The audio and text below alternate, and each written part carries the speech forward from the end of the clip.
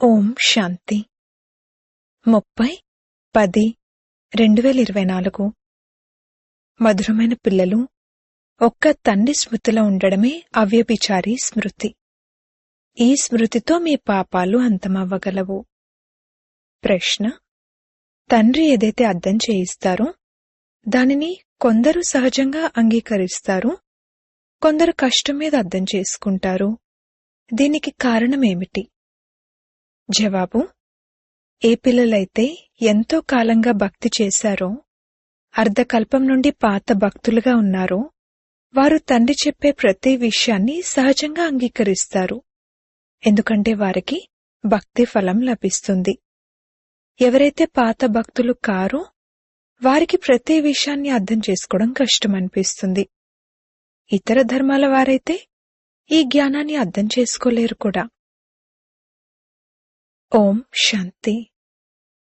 మధురాతి మధురమైన ఆత్మిక పిల్లలకు ఆత్మిక తండ్రి కూర్చుని అర్థం చేయిస్తున్నారు. పిల్లలను మీరందరూ ఏం చేస్తున్నారు?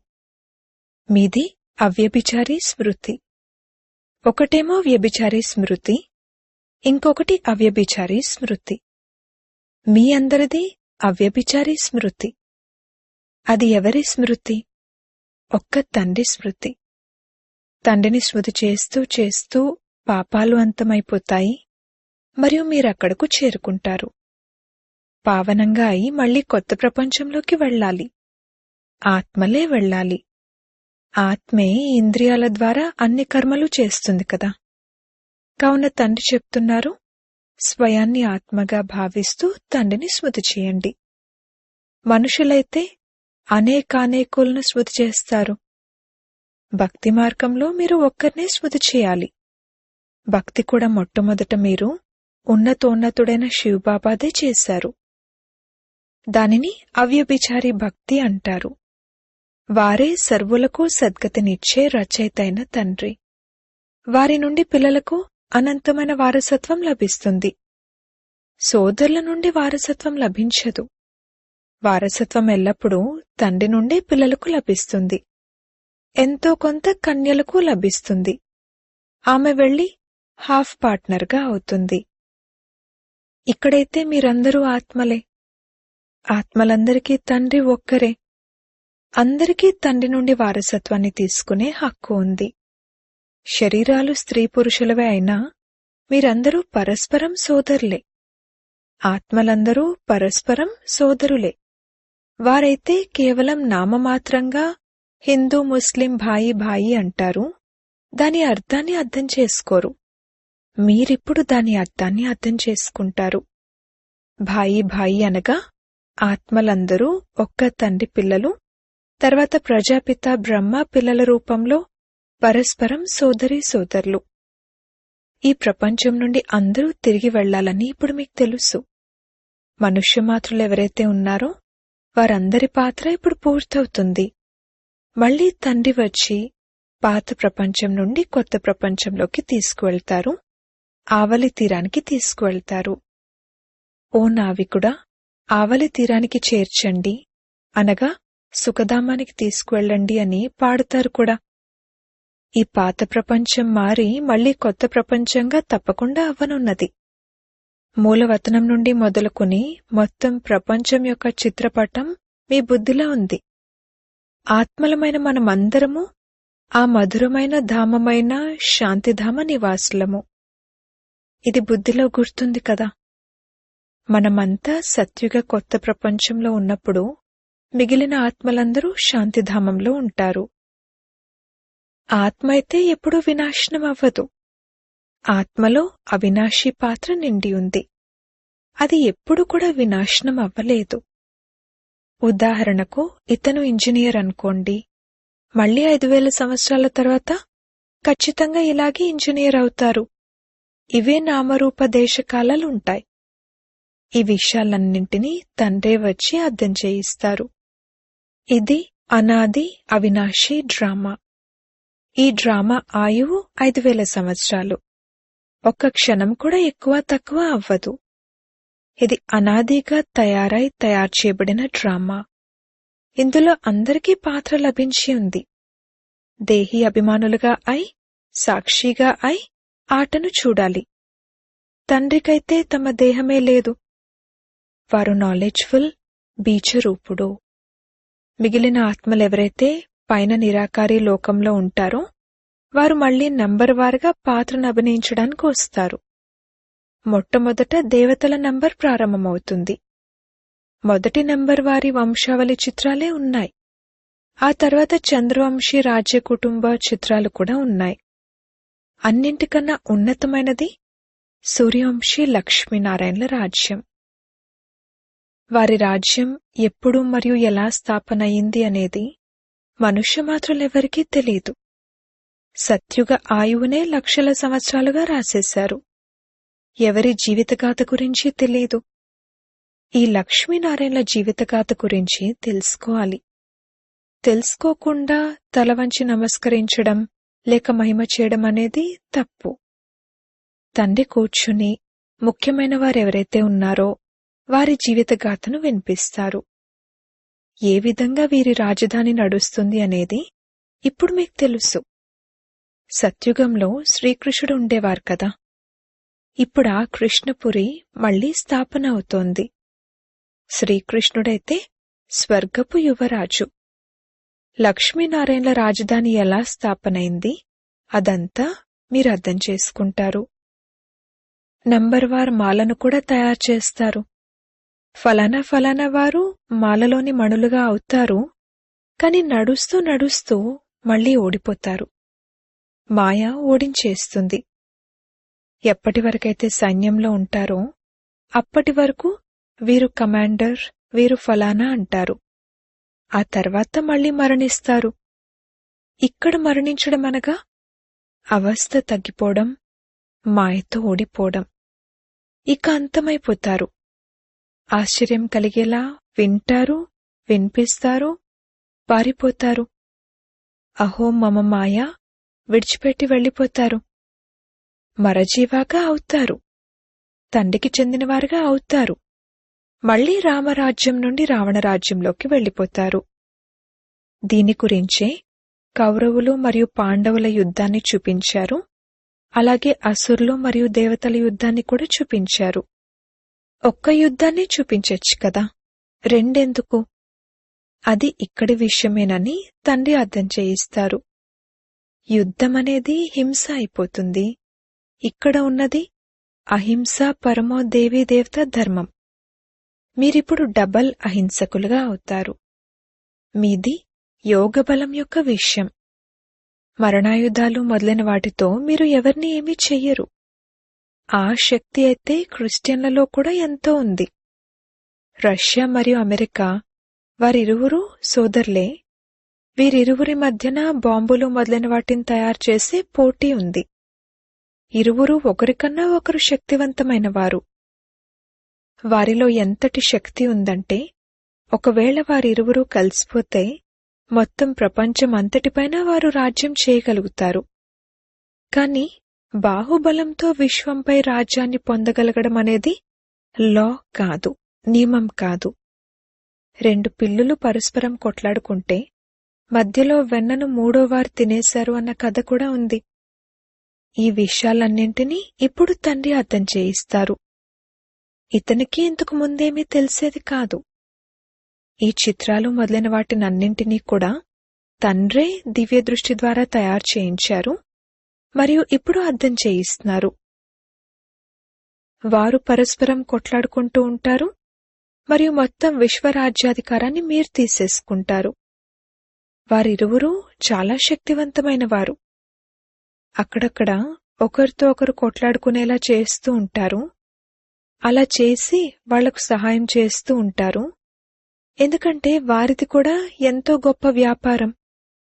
కావునిప్పుడు 2 పిల్లులు పరస్పరం కొట్లాడుకుంటేనే కదా ఈ మరణాయుధాలు మొదలైనవి ఉపయోగపడతాయి. అక్కడ ఇక్కడ 2 దేశాలు కొట్లాడుకునేలా చేస్తూ ఉంటారు. ఈ హిందూస్థాన్ పాకిస్తాన్ ఇంతకుముందు వేరుగా ఉండేవా ఏమిటి? 2 కలిసుండేవి. ఇదంతా డ్రామాలో నిశ్చితమై ఉంది. ఇప్పుడు మీరు యోగ బలంతో విశ్వాధిపతులుగా అయ్యేందుకు పురుషార్థం చేస్తున్నారు. వారు పరస్పరం కొట్లాడుకుంటారు. వెన్నను మధ్యలో మీరు తినేస్తారు. వెన్న అనగా విశ్వరాజ్యాధికారం మీకు లభిస్తుంది, మరియు అది చాలా సహజ రీతిలో లభిస్తుంది. తండ్రి అంటారు, మధురాతి మధురమైన పిల్లలు పవిత్రంగా తప్పకుండా అవ్వాలి. పవిత్రంగా అయి పవిత్ర ప్రపంచంలోకి వెళ్ళాలి. దానిని నిర్వికారి ప్రపంచం అంటారు. అది సంపూర్ణ నిర్వికారి ప్రపంచం. ప్రతి వస్తువు సతో ప్రధానం, సతో రజో తమోలలోకి తప్పకుండా వస్తుంది. తండ్రి అర్థం చేయిస్తారు, మీలో ఈ బుద్ధి ఉండేది కాదు. ఎందుకంటే శాస్త్రాలలో లక్షల సంవత్సరాలను రాసేశారు. భక్తి ఉన్నదే అజ్ఞాన అంధకారం. ఇది కూడా ఇంతకుముందు మీకు తెలియదు, ఇప్పుడు అర్థం చేసుకున్నారు. వారైతే కలియుగం ఇంకా 40,000 సంవత్సరాలు నడుస్తుందంటారు. అచ్చా, మరి 40,000 సంవత్సరాలు పూర్తయ్యాక ఏమవుతుంది? అదెవరికీ తెలీదు. కావుననే అజ్ఞాన నిద్రలో నిద్రిస్తున్నారు అని అనడం జరుగుతుంది. భక్తి అజ్ఞానము. జ్ఞానాన్నిచ్చేవారైతే జ్ఞానసాగరుడైన ఒక్క తండ్రే. మీరు జ్ఞాన నదులు. తండ్రి వచ్చి పిల్లలైన మిమ్మల్ని అనగా ఆత్మలను చదివిస్తారు. వారు తండ్రి కూడా, టీచర్ కూడా, సద్గురు కూడా. ఇంకెవర్ని ఇలా వీరు మా తండ్రి, టీచర్, గురు అని అనలేరు. ఇక్కడేది అనంతమైన విషయం. వీరు అనంతమైన తండ్రి, టీచర్, సద్గురు. వారు స్వయం కూర్చుని అర్థం చేయిస్తున్నారు, నేను మీ సుప్రీం తండ్రిని, మీరందరూ నా పిల్లలు. అలాగే మీరు కూడా అంటారు, బాబా మీరు ఆ తండ్రే. తండ్రి కూడా అంటారు, మీరు కల్పకల్పము కలుస్తారు. కావున వారు పరమ ఆత్మ, సుప్రీం. వారొచ్చి పిల్లలకు అన్ని విషయాలను అర్థం చేయిస్తారు. కలియుగ ఆయువు ఇంకా 40,000 సంవత్సరాలుంది అని అనడం పూర్తిగా ప్రగల్భమే. 5,000 సంవత్సరాల్లో అంతా వచ్చేస్తుంది. తండ్రి ఏదైతే అర్థం చేయిస్తారో దానిని మీరు అంగీకరిస్తారు, అర్థం చేసుకుంటారు. మీరు అంగీకరించరని కాదు. అంగీకరించకపోతే ఇక్కడికి రారు. ఈ ధర్మానికి చెందినవారు కాకపోతే వారు అంగీకరించరు. తండ్రి అర్థం చేయించారు, మొత్తమంతా భక్తిపైనే ఆధారపడి ఉంది. ఎవరైతే ఎంతో భక్తి చేశారో వారికి భక్తి ఫలం కూడా లభించాలి. వారికి తండ్రి నుండి అనంతమైన వారసత్వం లభిస్తుంది. మనమే దేవతలుగా, విశ్వాధిపతులుగా అవుతామని మీకు తెలుసు. ఇంకా కొద్ది రోజులు మాత్రమే ఉన్నాయి. ఈ పాత ప్రపంచ వినాశనమైతే చూపించబడ్డది. ఇంకే శాస్త్రంలోనూ ఇటువంటి విషయం లేదు. ఒక్క గీతే భారత్ యొక్క ధర్మశాస్త్రం. ప్రతి ఒక్కరూ తమ ధర్మశాస్త్రాన్ని చదవాలి, మరియు ఆ ధర్మం ఎవరి ద్వారానైతే స్థాపనైందో వారిని కూడా తెలుసుకోవాలి. ఉదాహరణకు క్రిస్టియన్లకు క్రైస్ట్ గురించి తెలుసు. వారు అతన్నే నమ్ముతారు మరియు పూజిస్తారు. మీరు ఆది సనాతన దేవీదేవత ధర్మానికి చెందినవారు కావున దేవతల్నే పూజిస్తారు. కాని ఈ రోజుల్లో తమను తాము హిందూ ధర్మం వారిగా చెప్పుకుంటారు. పిల్లలైన మీరు ఇప్పుడు రాజయోగాన్ని నేర్చుకుంటున్నారు. మీరు రాజ ఋషులు, వారు హఠయోగి ఋషులు. రాత్రికి పగలకు ఉన్నంత తేడా ఉంది. వారి సన్యాసం అపరిపక్వమైనది, హద్దులోనిది. అది కేవలం ఇళ్ళు వాకిళ్లను వదిలేది మాత్రమే. మీ సన్యాసం లేక వైరాగ్యం మొత్తం పాత ప్రపంచం అంతటినీ వదిలే సన్యాసం. మొట్టమొదట మీ ఇల్లు అయినా మధురమైన ఇంటికి వెళ్లి ఆ తర్వాత కొత్త ప్రపంచమైన సత్యుగంలోకి వస్తారు. బ్రహ్మ ద్వారా ఆది సనాతన దేవీదేవత ధర్మం యొక్క స్థాపన జరుగుతుంది. ఇప్పుడైతే ఇది పతిత పాత ప్రపంచం. ఇవి అర్థం చేసుకోవాల్సిన విషయాలు. తండ్రి ద్వారా చదువుకుంటారు. ఇది తప్పకుండా యథార్థమే కదా. ఇందులో నిశ్చయం లేకపోవడం అన్న విషయమే లేదు. ఈ జ్ఞానాన్ని తండ్రి చదివిస్తారు. ఆ తండ్రి, టీచర్ కూడా, సత్యమైన సద్గురు కూడా వారు తమతో పాటు తీసుకువెళ్తారు. ఆ గురువులైతే సగంలో వదిలేసి వెళ్ళిపోతారు. ఒక గురువు వెళ్ళిపోతే ఇంకో గురువును ఆశ్రయిస్తారు. అతని శిష్యుణ్ణి గద్దెపై కూర్చోబెడతారు. ఇక్కడ ఇది తండ్రి మరియు పిల్లల విషయం. అక్కడ అది గురువు మరియు శిష్యుల వారసత్వపు హక్కు. వారసత్వమైతే తండ్రిదే కావాలి కదా. శివబాబా భారత్లోకే వస్తారు. శివరాత్రిని మరియు శ్రీకృష్ణుని రాత్రిని జరుపుకుంటారు కదా. శివుని జన్మపత్ర అయితే లేదు, మరి ఎలా వినిపించాలి? వారి తిథి తారీఖంటూ ఏదీ ఉండదు. మొదటి నంబర్లో ఉన్న శ్రీకృష్ణుని జన్మపత్రిని చూపిస్తారు. దీపావళిని జరుపుకోవడం అనేది ప్రపంచంలోని మనుషుల పని. పిల్లలైన మీ కొరకు ఇదేమీ దీపావళి కాదు. మనకు కొత్త సంవత్సరం, కొత్త ప్రపంచమని సత్యుగానంటారు. ఇప్పుడు మీరు కొత్త ప్రపంచం కొరకు చదువుకుంటున్నారు. ఇప్పుడు మీరు పురుషోత్తమ సంగమయుగంలో ఉన్నారు. ఆ కుంభమేళాలకు ఎంతమంది మనుషులు వెళ్తారు? అక్కడ నీటి నదులపై మేళా జరుగుతుంది. ఎన్ని లెక్కలేనన్ని మేళాలు జరుగుతూ ఉంటాయి. వారిలో కూడా లోపల చాలా పంచాయతీ ఉంటుంది. అప్పుడప్పుడు అయితే వారి మధ్య పెద్ద గొడవలు జరుగుతాయి. ఎందుకంటే దేహాభిమానులుగా ఉన్నారు కదా. ఇక్కడైతే గొడవలు మొదలైన వాటి విషయమేదీ లేదు. తండ్రి కేవలం మధురాతి మధురమైన ప్రియమైన పిల్లలు, నన్ను స్మృతి చేయండి అనే చెప్తారు. మీ ఆత్మ సతో ప్రధానం నుండి తమో ప్రధానంగా అయ్యింది. మలినాలు కలిసాయి కదా, అవి యోగాగ్ని ద్వారానే తొలగుతాయి. ఇది స్వర్ణకారులకే తెలుస్తుంది. తండ్రినే పతిత పావనుడు అంటారు. తండ్రి సుప్రీం స్వర్ణకారుడు. అందరిలోని మలినాలను తొలగించి స్వచ్ఛమైన బంగారంగా తయారు చేస్తారు. బంగారాన్ని అగ్నిలో వేయడం జరుగుతుంది. ఇది యోగం అనగా స్మృతి అగ్ని. ఎందుకంటే స్మృతితోనే పాపాలు భస్మమవుతాయి. తమో ప్రధానుల నుండి సతో ప్రధానులుగా స్మృతియాత్ర ద్వారానే అవ్వాలి. అందరూ సతో ప్రధానులుగా అవ్వరు. కల్పపూర్వంలానే పురుషార్థం చేస్తారు. పరమాత్మది కూడా డ్రామాలో పాత్ర నిశ్చితమై ఉంది. ఏదైతే నిశ్చితమై ఉందో అదే జరుగుతూ ఉంటుంది. అది మారదు. రీల్ తిరుగుతూనే ఉంటుంది. తండ్రి అంటారు, మున్ముందు మీకు గుహ్యాతి గుహ్యమైన విషయాలను వినిపిస్తాను. మొట్టమొదటైతే వారు సర్వాత్మలకు తండ్రి అన్న నిశ్చయాన్ని ఏర్పరచుకోవాలి. వారిని స్మృతి చేయాలి. మన్మనాభవ అర్థం కూడా ఇదే. అంతేకాని శ్రీకృష్ణ భగవాను వాచ అన్నదేమీ లేదు. ఒకవేళ శ్రీకృష్ణుడైనట్లయితే అందరూ అతని వద్దకు తరలి వచ్చేవారు, వెంటనే గుర్తించగలిగేవారు కదా. మరి కోట్లాది మందిలో ఏ ఒక్కరో నన్ను తెలుసుకుంటారు అని ఎందుకంటారు? ఇక్కడైతే తండ్రి అర్థం చేయిస్తున్నారు. అందుకే మనుషులకు అర్థం చేసుకోవడానికి కష్టమవుతుంది. ఇంతకు ముందు కూడా ఇలా జరిగింది. నేనే వచ్చి దేవీదేవతా ధర్మాన్ని స్థాపన చేశాను. ఇక తర్వాత ఈ శాస్త్రాలు మొదలైనవన్నీ మాయమైపోతాయి.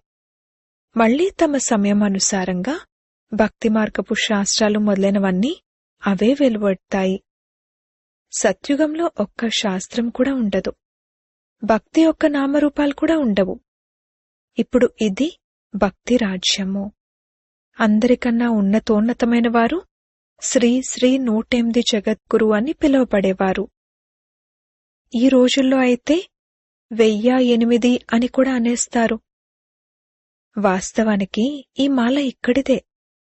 మాలను తిప్పేటప్పుడు అందులోని పుష్పము నిరాకారునిది మరియు ఆ తర్వాత జంట పూసలు ఉంటాయని వారికి తెలుసు. బ్రహ్మ సరస్వతులు జంట పూసలు. ఎందుకంటే ఇది ప్రవృత్తి మార్గం కదా. ప్రవృత్తి మార్గం వారు నివృత్తి మార్గం వారిని గురువులుగా చేసుకుంటే వారేమిస్తారు? హఠయోగాన్ని నేర్చుకోవాల్సి వస్తుంది. అక్కడైతే అనేక రకాల హఠయోగాలుంటాయి. రాజయోగం ఒకే విధమైనది ఉంటుంది. స్మృతి యాత్ర ఒక్కటే, దానినే రాజయోగం అంటారు. మిగిలినవన్నీ హఠయోగాలు. అవి శారీరక ఆరోగ్యం కోసము. ఈ రాజయోగాన్ని తండ్రే నేర్పిస్తారు. మొట్టమొదట ఆత్మ, ఆ తర్వాత శరీరం. కాని మీరు స్వయాన్ని ఆత్మగా భావించేందుకు బదులుగా శరీరంగా భావించి తలకిందులుగా అయిపోయారు.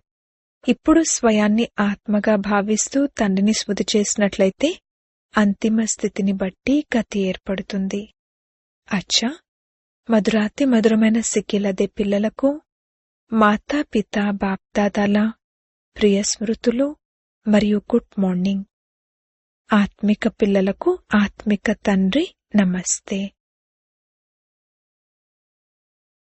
ధారణ కొరకు ముఖ్య సారము. మొదటి పాయింట్, ఈ అనాది అవినాశి తయారు చేయబడిన డ్రామాలో ప్రతి ఒక్కరి పాత్రను దేహీ అభిమానులుగా అయి సాక్షిగా అయి చూడాలి. తమ మధురమైన ఇంటిని మరియు మధురమైన రాజధానిని స్మృతి చేయాలి. ఈ పాత ప్రపంచాన్ని బుద్ధి ద్వారా మర్చిపోవాలి. రెండవ పాయింట్, మాయతో ఓడిపోకూడదు. స్మృతి అగ్నితో పాపాలను నాశనం చేసుకుని ఆత్మను పావనంగా తయారు చేసుకుని పురుషార్థం చేయాలి. వరదానము. దీపావళి నాడు యథార్థ విధితో తమ దైవీ పదవిని ఆహ్వానించే పూజ్య ఆత్మా భవ. దీపావళి నాడు పూర్వం మనుషులు విధిపూర్వకంగా దీపాలను వెలిగించేవారు. దీపం ఆరిపోకుండా ఉండేందుకు శ్రద్ధ తీసుకునేవారు. నూనె పోసేవారు. విధిపూర్వకంగా ఆహ్వానపు అభ్యాసంలో ఉండేవారు. ఇప్పుడైతే దీపాలకు బదులుగా బల్బులు వెలిగిస్తున్నారు. దీపావళిని జరుపుకోవటం లేదు. ఇప్పుడది ఒక మనోరంజనం అయిపోయింది. ఆహ్వానించే విధి మరియు సాధన సమాప్తమైపోయాయి. స్నేహం సమాప్తమయ్యి కేవలం స్వార్థమే మిగిలిపోయింది. అందుకే యథార్థ దాత రూపధారి అయిన లక్ష్మి ఎవరి వద్దకు రావడం లేదు. కాని మీరందరూ యథార్థ విధితో మీ దైవీ పదవిని ఆహ్వానిస్తారు. అందుకే స్వయమే పూజ్య దేవీ దేవతలుగా అవుతారు. స్లోగన్. సదా అనంతమైన వృత్తి, దృష్టి మరియు స్థితి ఉన్నట్లయితే విశ్వ కళ్యాణ కార్యం సంపన్నమవుతుంది. ఓం శాంతి.